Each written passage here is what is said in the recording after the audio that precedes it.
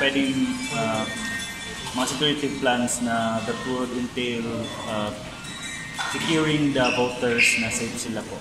There will be deployments. According to the military and the PNP, there will be deployments.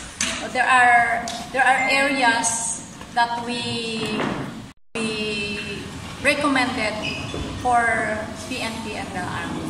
What we just want the visibility of the militaries, just to appease the voters, especially in the precincts, in the voting areas.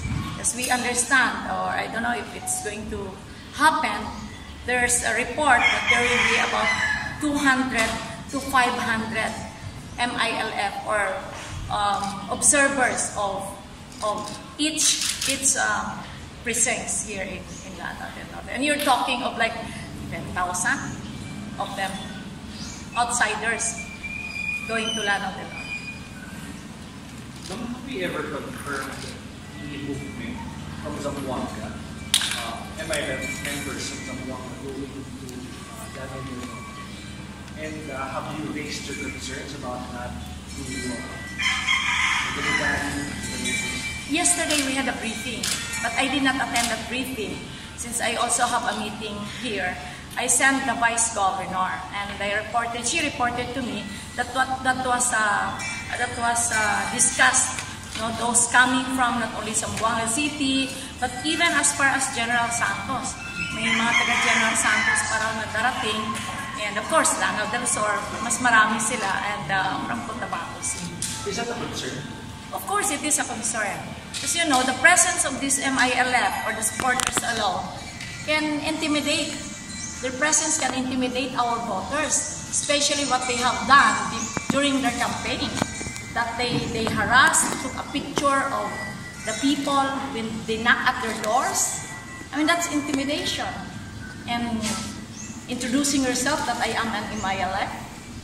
And we've been attacked here by MILF 3 times, killing innocent civilians. In 2000 in Maigo, in Kauswagan, and 2003 in Maigo and Kauswagan, and 2008 in Kulambugan. So you cannot blame the people here in Lanao del Norte if you introduce yourself with this coming plebiscite that they're vocally strongly campaigning for to the inclusion of the 6 municipalities, and you introduce yourself that I am an MILF and I am campaigning for you to vote yes.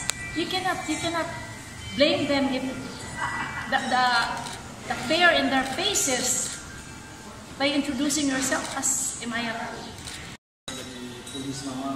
What is your coordination with authorities from the military?